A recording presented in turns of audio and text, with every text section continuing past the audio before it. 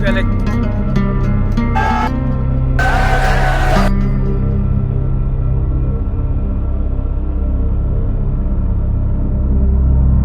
रुको रुको रुको, चलो शुरू से शुरू करते हैं।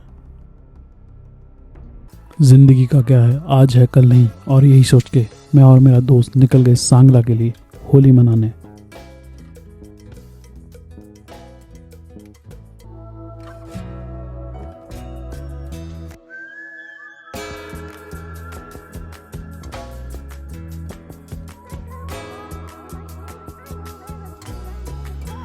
और सफ़र अभी शुरू ही हुआ था कि हम शिमला पहुंच गए।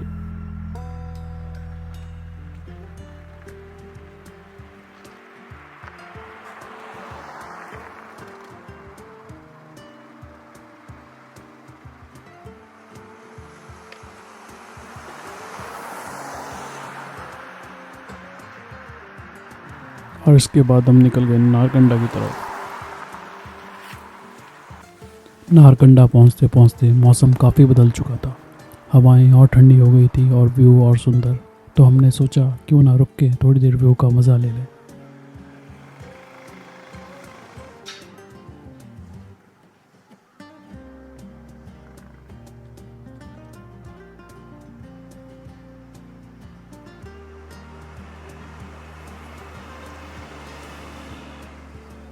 जैसे ही रामपुर से थोड़ा ऊपर आए तो पहाड़ों पर थोड़ी थोड़ी बर्फ नजर आने लगी थी।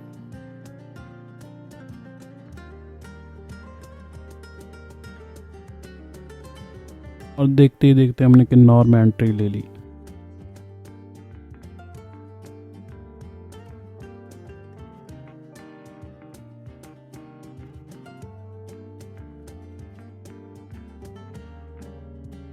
जैसे ही हम किन्नौर एंटर करते हैं हमें देखने को मिलता है माता तरांडा जी का मंदिर, जहाँ की सब रुककर अपने आगे सफ़र के लिए माँ का आशीर्वाद लेते हैं।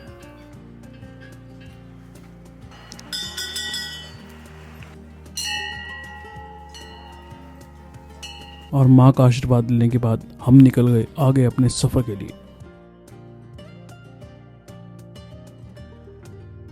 और धीरे धीरे हमें भी समझ आने लगा था कि क्यों किन्नौर को इतना डेडली कहते हैं।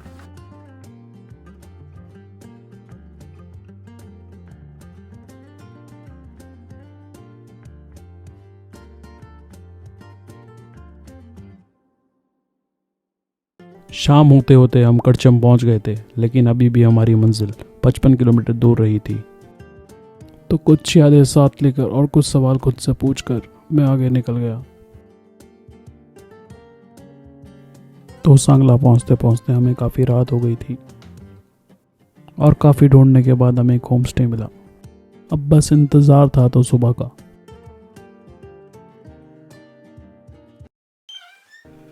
सुबह होते ही मैं सांगला की खूबसूरत वादियों में कहीं खो सा गया था।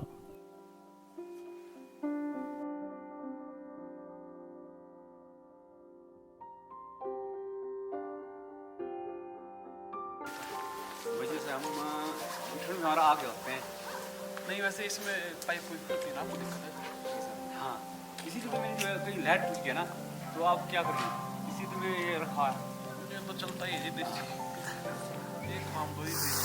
अब कोई ऐसे कि पानी जम जाता है।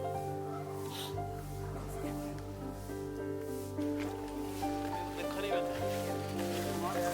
और रात को रुके थे हम इस प्यारे से होम स्टे में जिसका नाम है नालंदा होम स्टे। इन खूबसूरत वादियों में मैं कहीं खो सा ही गया था। मैं भूल गया था कि आज तो होली है। सांगला का होली तो हमारा जमाना हमारे बुजुर्गों से चला हुआ है, सदियों से। जब राजा जो टिकेरी सिंह जो थे उस टाइम के, तो हमारे बुजुर्ग मानते आए हैं।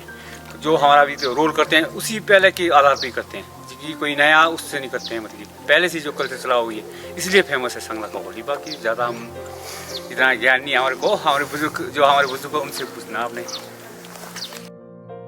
अंकल जी से थोड़ी बातें करने के बाद अब हम अपनी गाड़ी की तरफ चले गए, क्योंकि अभी हमें नीचे भी जाना था होली सेलिब्रेशन के लिए।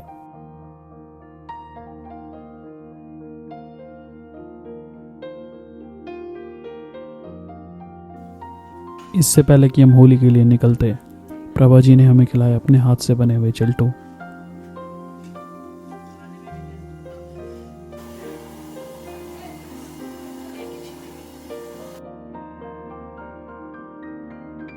और ब्रेकफास्ट करने के बाद हम अपने होम स्टे से नीचे की तरफ चले गए क्योंकि हमें मंदिर जाना था। और जितना मैंने सोचा भी नहीं था उससे भी ज़्यादा भीड़ यहाँ पर आई थी और सब नीचे मंदिर की तरफ जा रहे थे।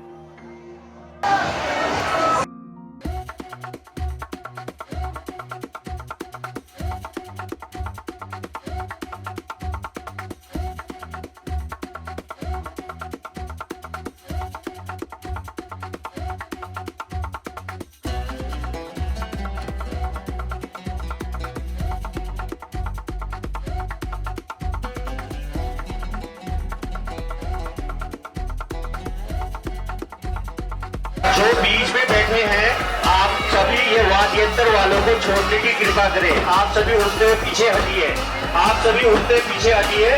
यहाँ पे थोड़ा सा अभी इसका काफी खूबसूरत पल आप लोग सभी देखेंगे। थोड़ा पीछे पीछे हटिए, पीछे वाले। इधर कुछ अनरियल सा फील हो रहा था। होली मैंने और जगह भी देखी है बट यहाँ की होली में कुछ और ही बात थी।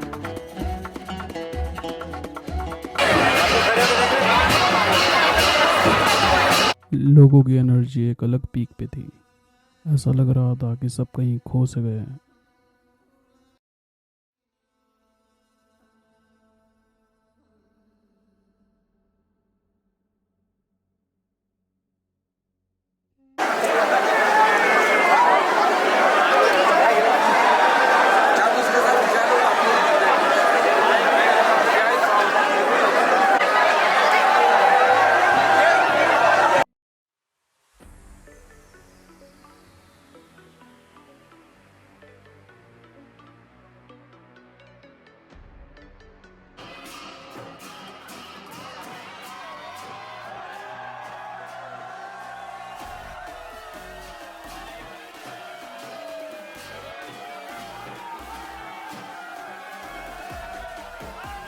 अब मंदिर से ऊपर जाने का वक्त हो गया था। अब यहाँ से सांगला मार्केट होते हुए लोग कला केंद्र की तरफ आगे बढ़ रहे थे और जैसे तैसे भीड़ से बचते बचाते हम सांगला मार्केट से होते हुए आगे कला केंद्र की तरफ चल पड़े।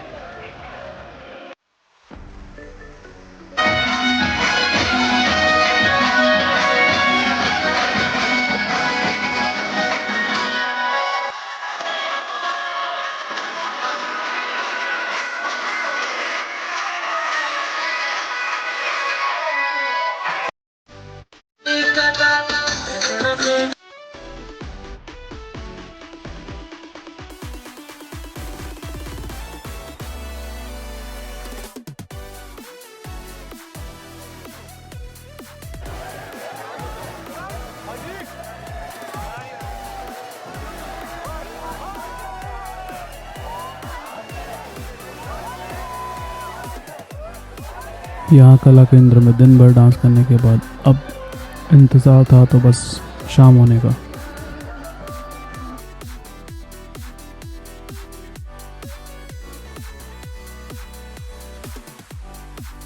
शाम होते होते लोग फिर से मंदिर में इकट्ठा हो गए होलिका दहन के लिए। और मेरे साथ कुछ ऐसा हुआ जो मैं सोच भी नहीं सकता था। मेरा कैमरे का कार्ड क्रैश हो गया तो मैंने अब फ़ोन से ही शूट करना प्रेफर किया। और मेरा मानना है कि आखिर में सब कुछ सही हो ही जाता है। यहाँ होली के लिए लोगों की एक्साइटमेंट देख के मैं कुछ कह नहीं सकता था। ये अलग ही पॉइंट पे थी और लोग यहाँ आकर इतना एंजॉय कर रहे थे जितना कि शायद मैं कभी सोच भी नहीं सकता था।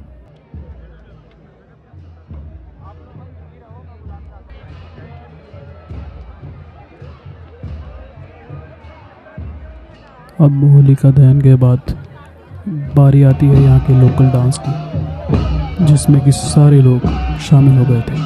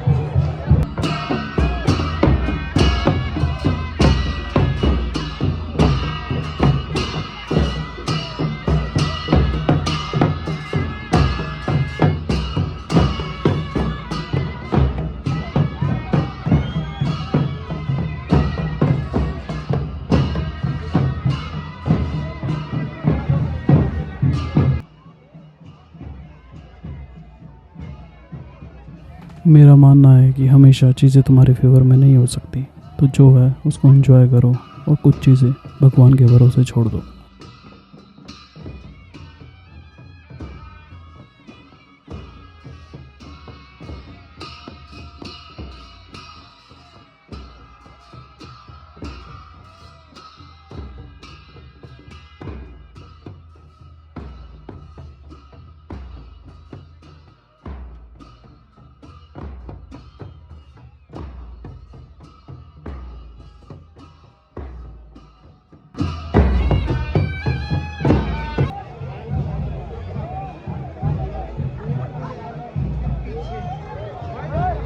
और मैं बस लास्ट में इतना ही कहना चाहूँगा कि हर चीज़ के नेगेटिव और पॉजिटिव दोनों एस्पेक्ट होते हैं। शायद इतनी भीड़ से थोड़ी मिसमैनेजमेंट भी हुई, थोड़ी लोगों को दिक्कत भी होगी, थोड़ी लोकल लोगों को भी दिक्कत हुई, जिससे कि कई लोग खुश भी नहीं थे, but it is what it is.